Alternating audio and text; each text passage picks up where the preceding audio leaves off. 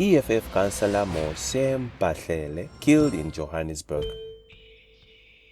Economic freedom fighters EFF regional leader in Gauteng, Moshe Mphahlele, has been killed in Bramley in Johannesburg. It is alleged that he was fatally wounded while police were trying to disperse a crowd who were illegally occupying flats in Bramley. Mphahlele is also a ward councillor in Alexandra. According to the Alexandra reporter, Mphahlele was rushed to Masakhane clinic.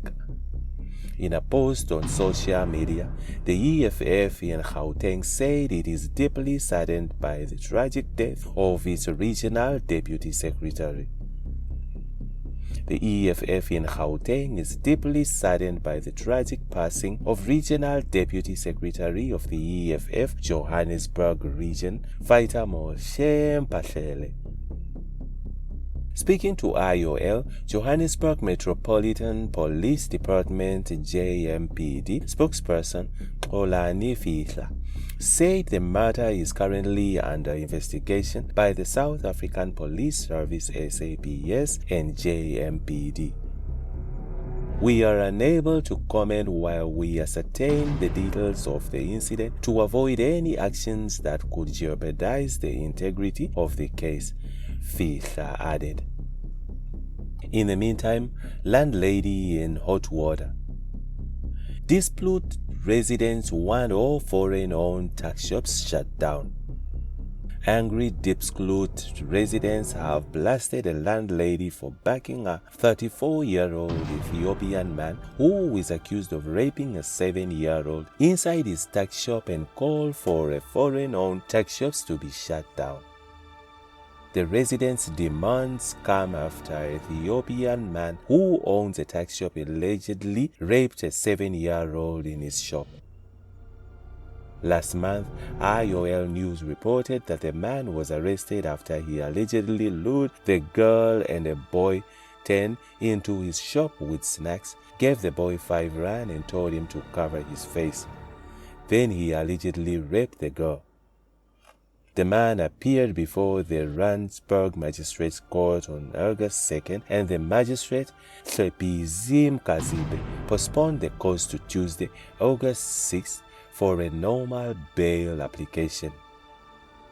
Following the incident, residents have criticized the landlady who rented out a space in her yard to the accused man to run a tax shop business and accused her of supporting him despite the allegations of raping the minor.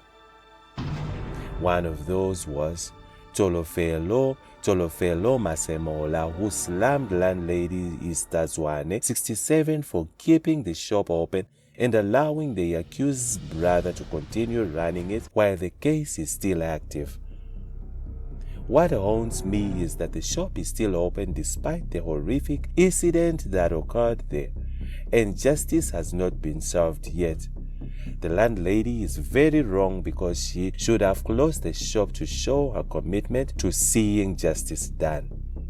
Masemola said that the man should be arrested and locked away for good and demanded that all foreign-owned tax shops be shut down. I truly hope he is brought to justice so he does not return to our area. We don't want any of them staying here. They should all leave and go back to their countries, she said. Responding to the allegations, landlady Esther Zwane denied all fault, claiming she didn't know the shop was still open since she now lives in Riverside Township. I heard rumors the shop was closed, but I was shocked to find it open on July 29th. The accused's brother told me other community members instructed them to keep it running, she said. Zwane said she was shocked when she first heard about the Ethiopian man allegedly raping a minor. I never thought he would do something like this, especially since he has always been so friendly with people and I've known him for 8 years. I was completely shocked. She said that if the court finds him guilty, he must be sent behind bars. If you are guilty, you should face the consequences, but the court will decide as I'm not the judge. If he is found guilty, he must be sentenced, she said. But outraged residents want to shut down all foreign-owned tuck shops, citing concerns for their children's safety. We don't want them here and demand all their shops to be shut down. Our kids are not safe as they run to these tuck shops with their money, and we can't tolerate people doing such horrible things to our children, residents Pumzile Moloi said. Action SA PR councillor in the area, Stephen Konyeni, said they demand to shut down all foreign-owned tuck shops, citing concerns that similar incidents could happen to local children. In the meantime, uncle on the run after girl 9 allegedly raped. Police in Limpopo launched a manhunt after a 9-year-old girl was allegedly raped by her uncle in Waterberg district on Friday, August 2nd. Unusual stains on the girl's clothing led to the unveiling of what happened. The provincial police spokesperson, Colonel Malesela Ledwaba, said the search for the suspect remains ongoing. According to reports, the victim's mother became suspicious after noticing unusual stains on her child's clothes while washing them. When she asked the victim, she came clean and said her uncle had raped her. The incident was reported to the police, and the police are busy with the investigations. The suspect is still at large.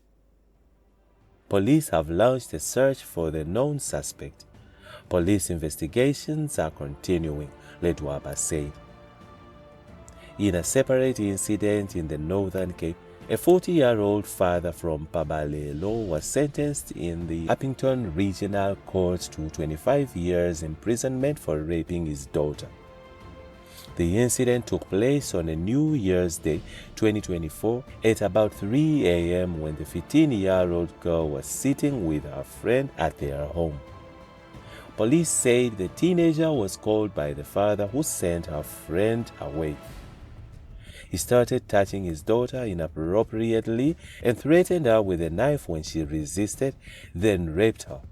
Afterwards, he threatened her with a death if she told anyone about the incident. The incident was reported to the police, and the father was subsequently arrested on January 2, 2024.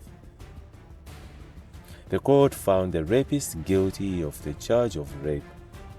Police management in the Northern Cape welcomed the sentencing and commended the investigating officer, Sergeant Joseph Van Veek, from the Uppington Family Violence, Child Protection and Sexual Offences FCS Unit for a sterling investigation. And that's it from Injibs Crime. Stay tuned to SA Crime and Correctional Updates.